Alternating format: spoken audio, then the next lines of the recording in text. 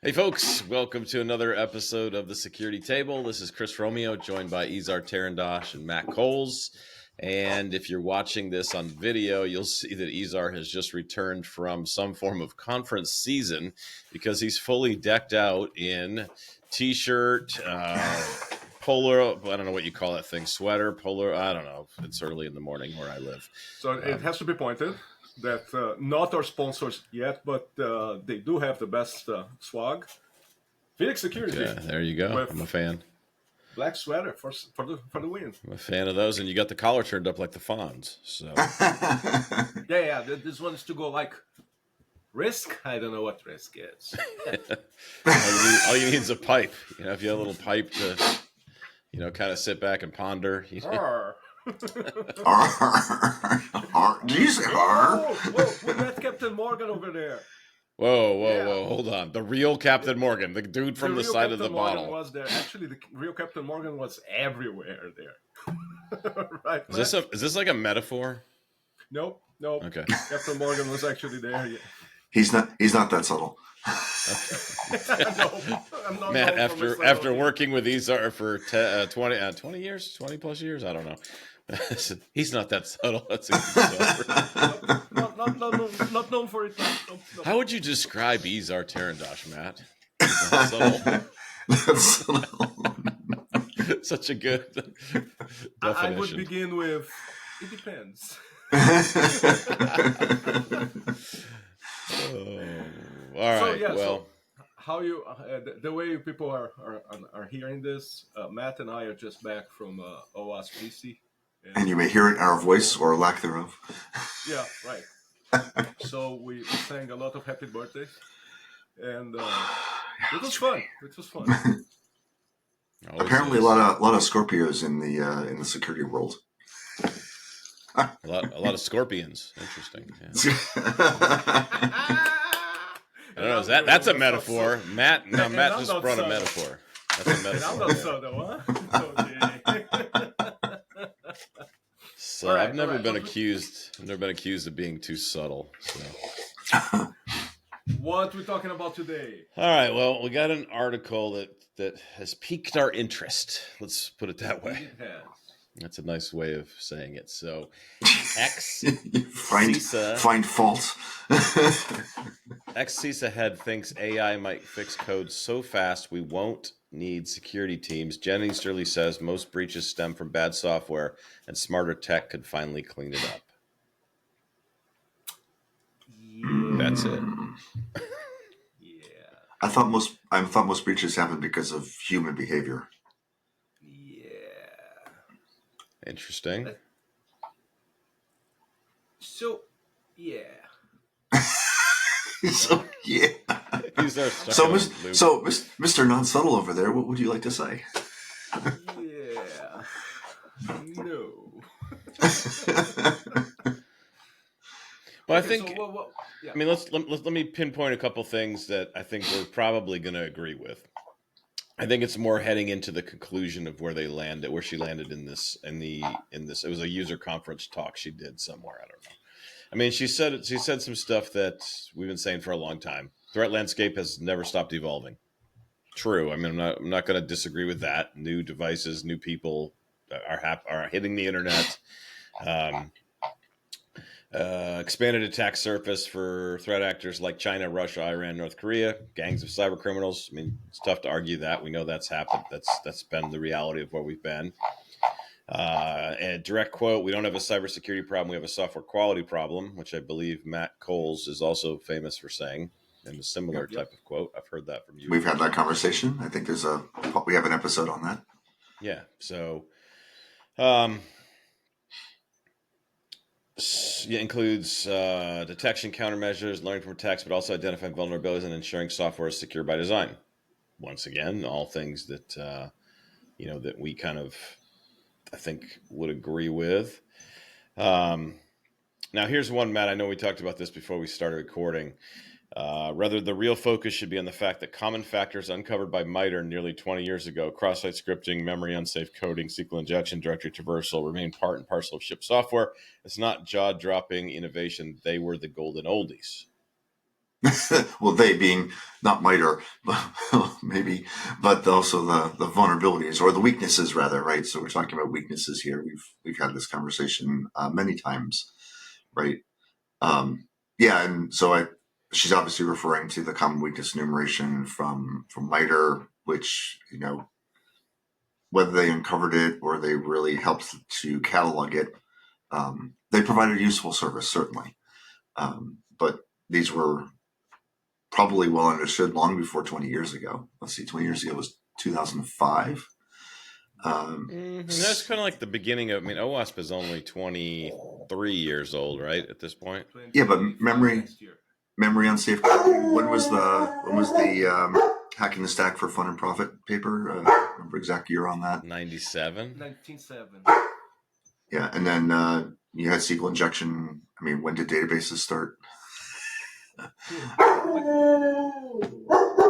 The one that caught my attention is actually the paragraph after that, where she offers that the reason for these things coming back again and again and again is because software companies insisted customers bear all risk and convinced government and regulators that this was acceptable.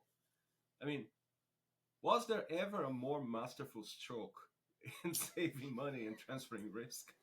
It's like, here are the keys for this car that I built on my backyard.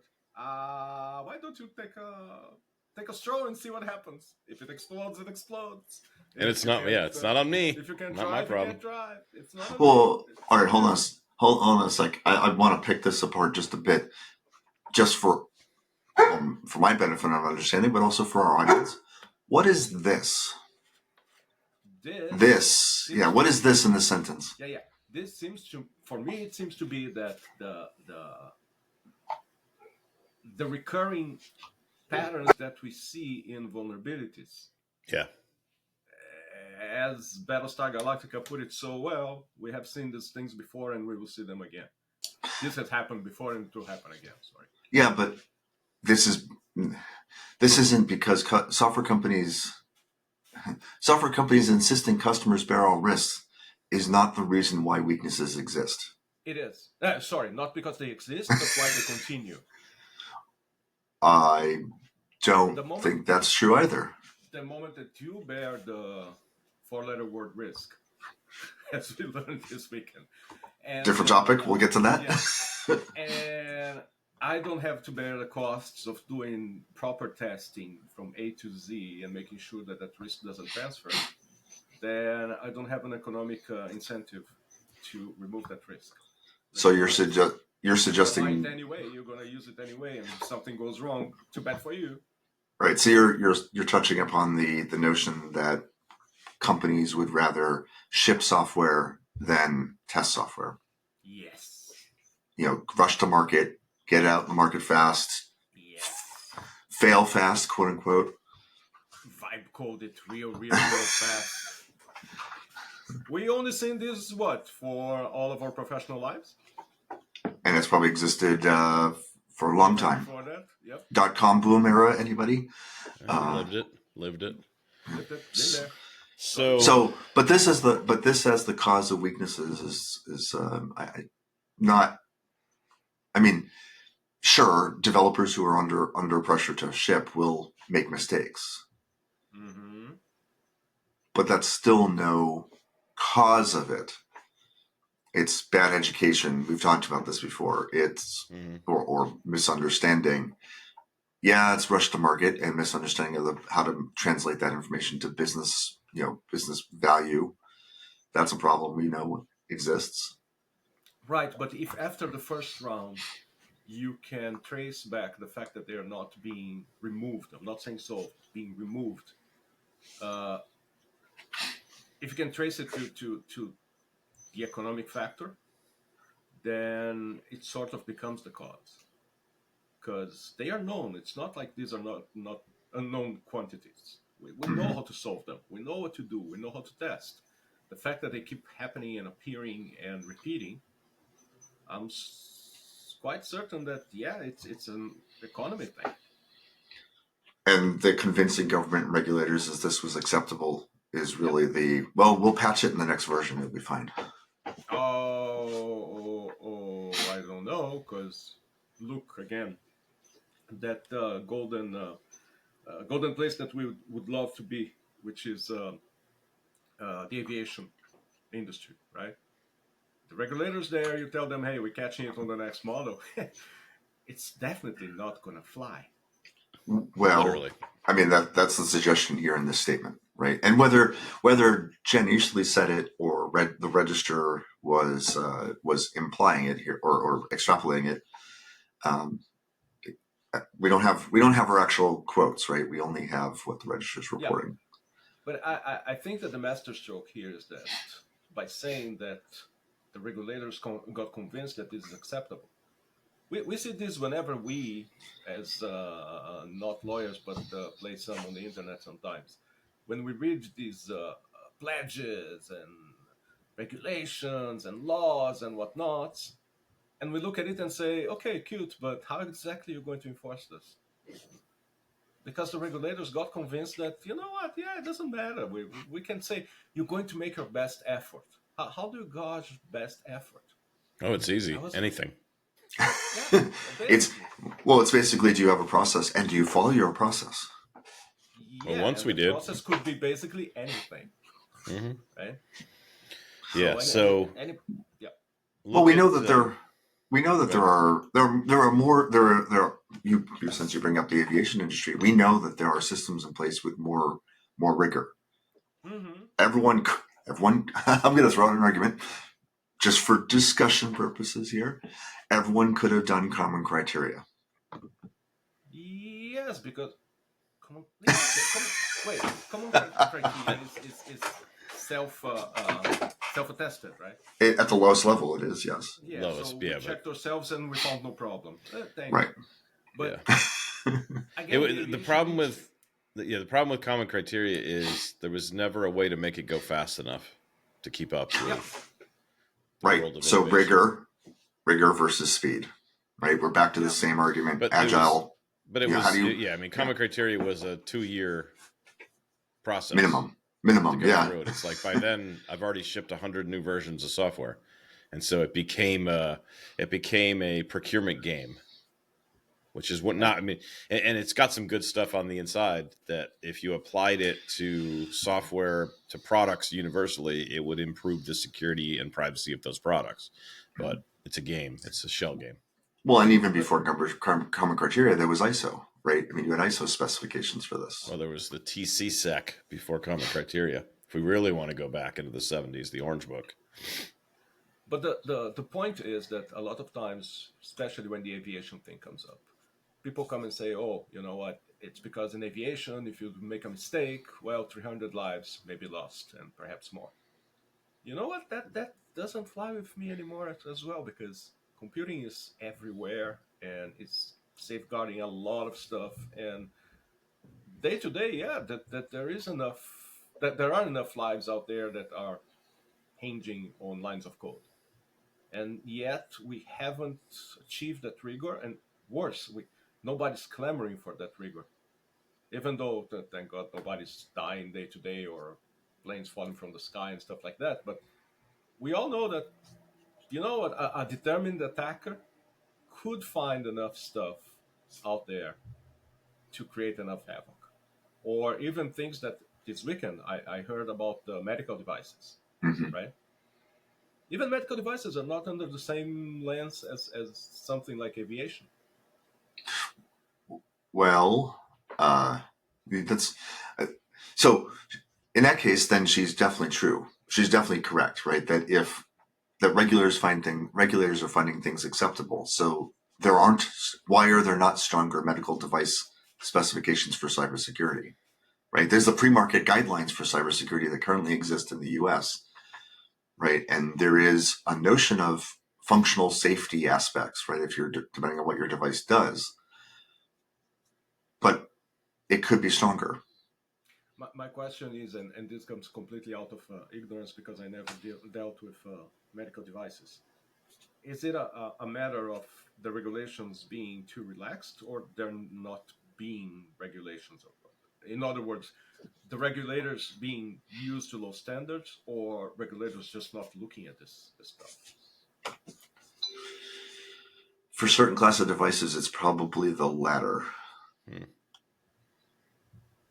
I mean, I know from my own research on personal medical sensors and stuff that there is this jump between common electronics and medical grade devices. But I believe that that's more in the exactness of the sensors and less on the how do we keep this thing safe.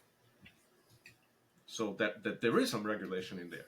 It's just that it hasn't started looking at safety and security.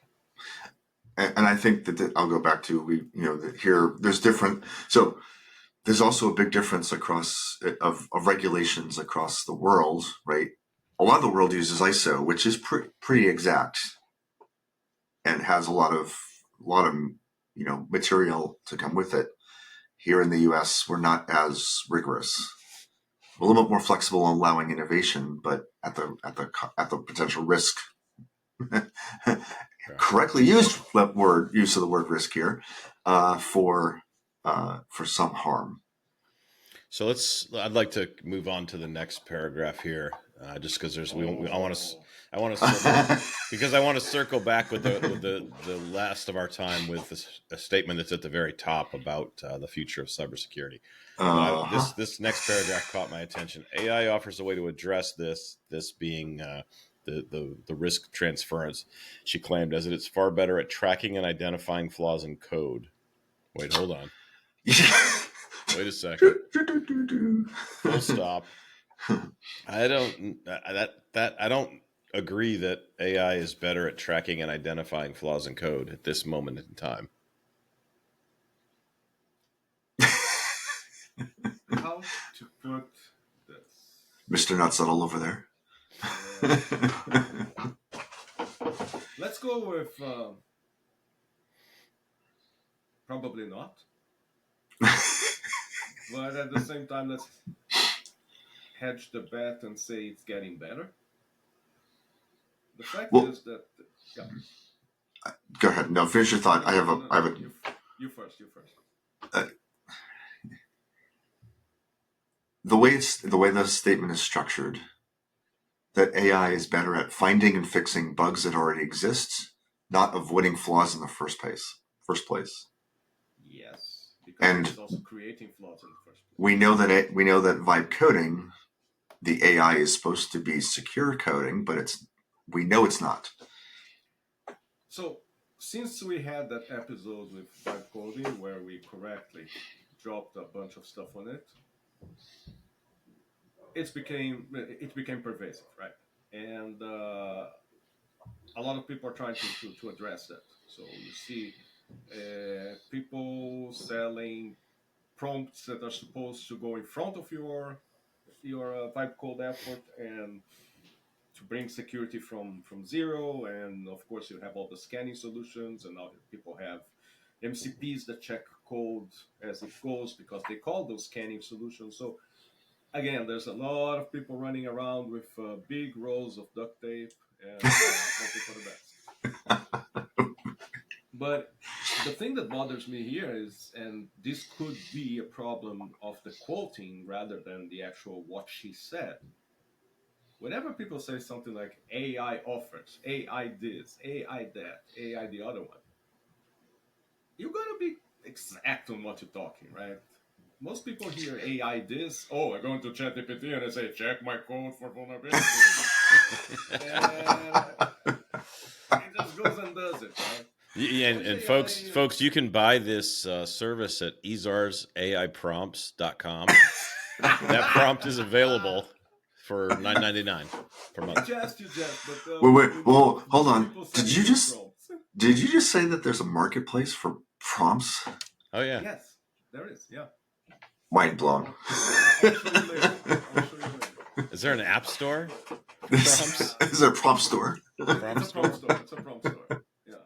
Write the prompt and sell the prompt. Yeah. I don't know what is worse, this conversation or that conversation. Yeah, I'm going to go with and Have we reached a new low here? Matt's like, I don't know. Option A and option B are both sound terrible, and why are we talking about them? Yeah, but Okay. anyway, just finishing the thought. So I would really like to know what does she mean by AI, Will? I mean, how? When? well, What? so if you What look kind of AI? if you look What's two meant paragraphs for? down, you have, you know, recognition that her former agency is continuing the secure by design trend, followed by this AI action plan that was released around cybersecurity and AI systems that are created, designed, developed, tested, and delivered with security as the top priority. Now, of course, that's AI systems having security, not AI systems functioning or operating on security. So I don't know. I have not read directly the AI action plan. I don't know if it says not only will AI be developed with security in mind, or does it also say when you use AI for security, it will be secure? But Play it again, Maestro. so right, because having secure AI is not the same as using AI in a security context. I mean, this AI plan. I just did a quick scan of it with my friend ChatGPT. It's not what the three of us would be looking for. It's a very high level. The three pillars: accelerate AI innovation, build American AI infrastructure, and lead in international AI diplomacy and security. So it's a policy paper. It's a high level thing. People like us don't care about. In other words, not actionable for the development organizations that we No, the people we work try with. to we've spent our lives trying to influence.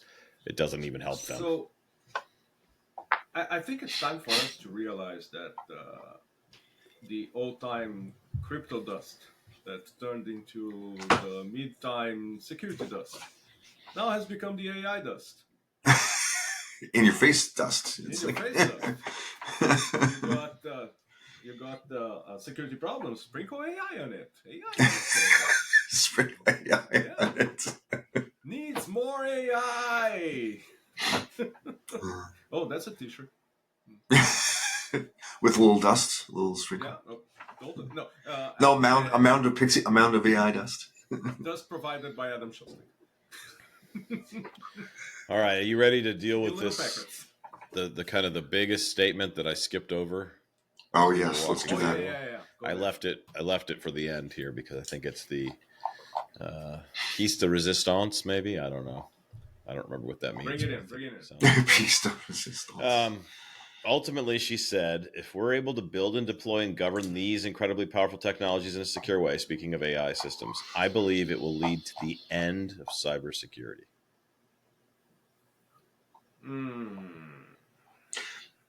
That would be. So there's this notion, I suppose, of if you have a system that is perfect. I guess we're talking about Turing machines here. If you have a system that is perfect and it is perfectly capable of addressing all issues, either finding, fixing, whatever, avoiding, and you have an AI system that can check another AI system, and they can be self-monitoring and self-resilient and self-healing. Sure. Do we have enough computing and power resources to support that? Or to the rest of the article, do we have enough software quality available to create something like that? Well, the AI will create itself. So self-replicating. So you're saying that an imperfect system at some point is going to be able to create a perfect system. Ooh. I That's don't know if I would agree with that. That's a very matrixy. That's a philosophical debate right there. Don't get me started. It's 7 in the morning, and I'm totally willing to go there. It's 8 in the morning. Daylight savings. Okay. Perhaps it's time. For those of us on the East Coast, it's 8 in the morning. Welcome to this. It sounds like we're the Chris Izar and Match morning show. Look, at the end of the day, there are two ways for cybersecurity to end. It either ends because there are no more problems, or it ends because there are no more solutions. I'm much more worried at this time with the second one. There not being solutions. Hmm. Problems mounting one on top of the other, and bad quality things being put in so many key places that we end up looking at each other and saying, well, okay, it was a good run. Everybody, we're done. Well, so Head it's out. it's definitely an aspirational vision. Is it 5 years out? Is it 10 years out? Is it 200 years out? I mean, The we. challenge with AI is things have been moving so fast. I wouldn't put money on any of those options because I could see I could see them all being potentially true because you just don't know with what's Mhm. going to be the how far are we going to get in the next 6 months. Look, in about 5,000 years, when Zoot turns to Moot, asking how to turn on the flying saucer, and he says, I don't know, I forgot my login. Do you remember how to bypass this thing? And he says, yeah, it's simple. There's always going to be stuff that's not implemented right, that's not designed right, that's not tested right, Where's my towel? right? Remind me, yeah. Yeah. And So, remember, the problem there again wasn't the computing system; it was everything else that went wrong.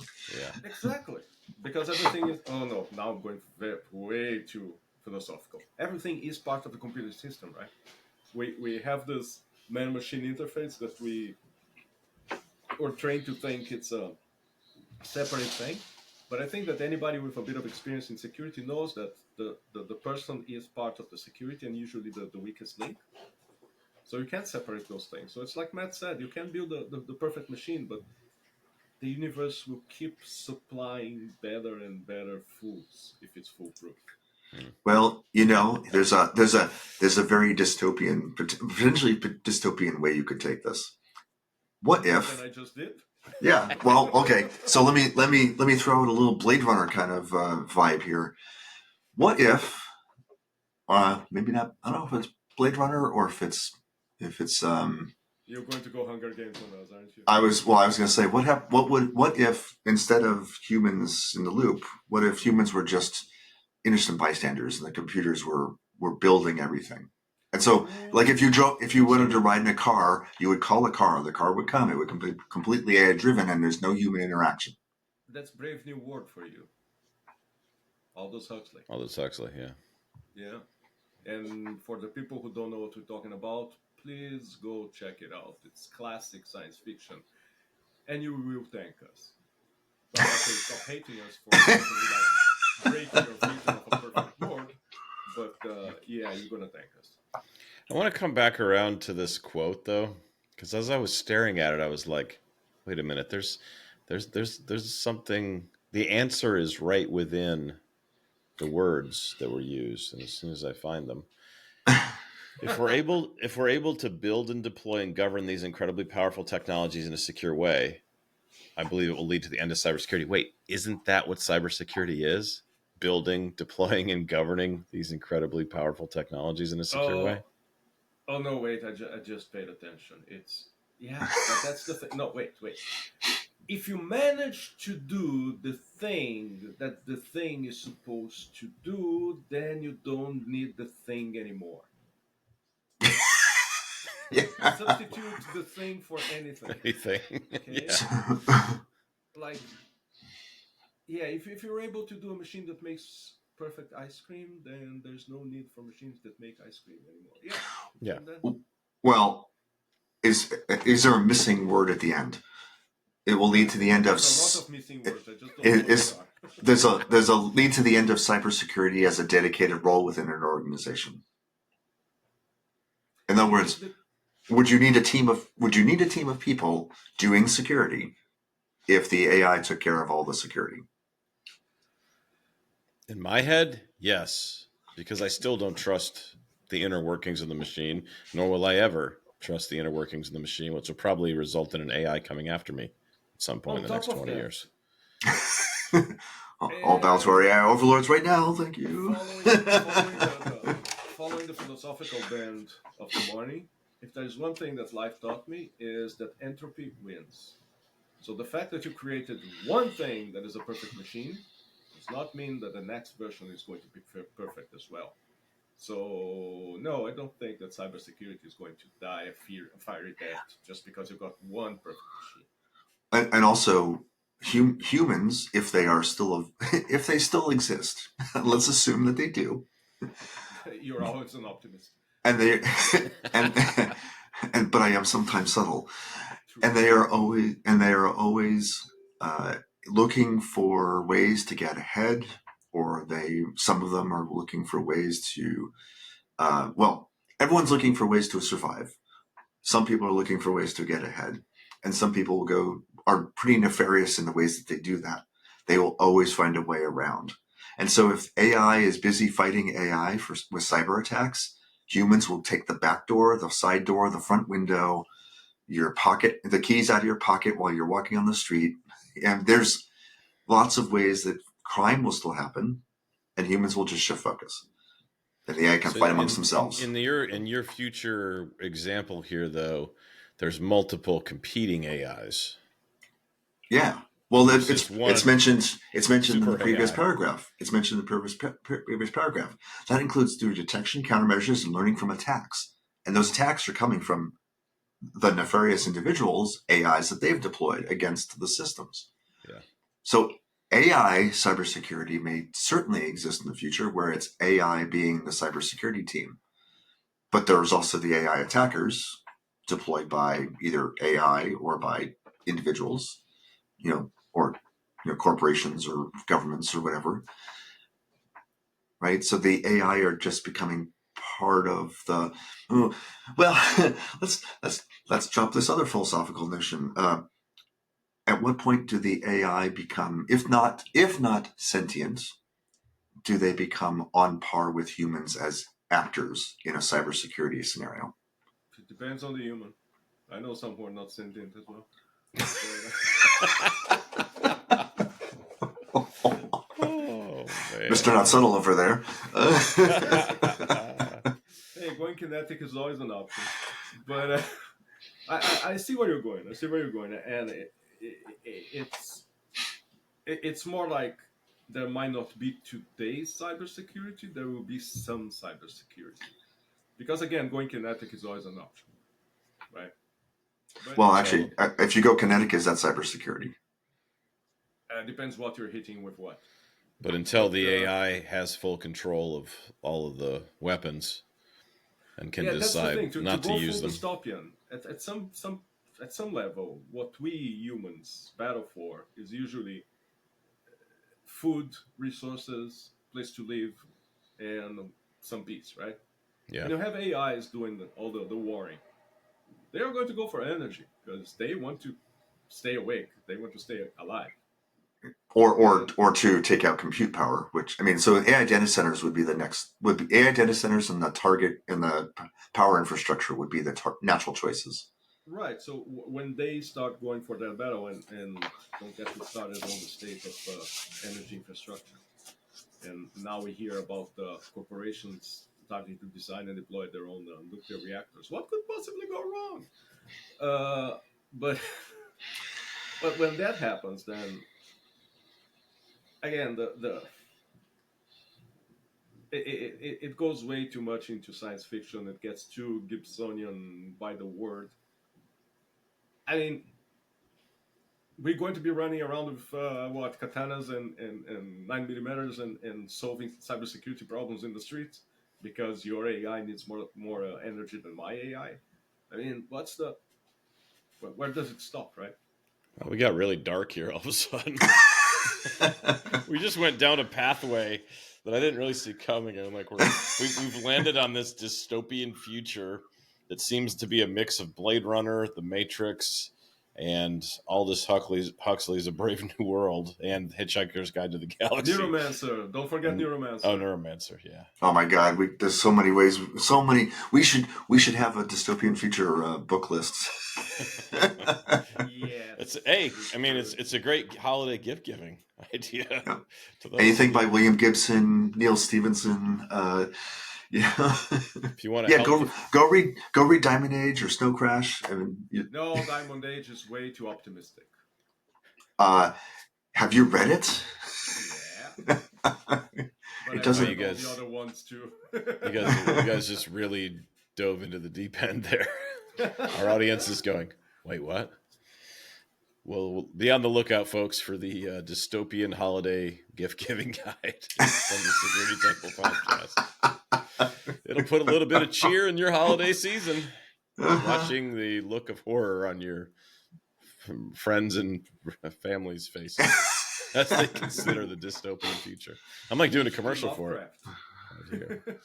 All right, well, we're out of time for today. I think we've gone down a dark enough road for one episode. Hopefully, people. Before we end it, I do want to say, I know, depending on how, I guess, independently of how anyone individually feels about CISA and its role, and Jen Easterly and what she's been doing over the years, generally we're supportive of any method, any approach that allows us or enables in engineering teams, especially, to do secure coding and secure by design, right? Here And we if AI can help with that, great. Yep. Is it the silver bullet? Nope. Not yet. Maybe. So I think it's important that we keep this in context. These are aspirational visions that may or may not come true, and they may go really south really quickly. Yep. But they're Good, at least a start. That's a good way to land the plane right there. So thanks for listening to the Security Table podcast, folks.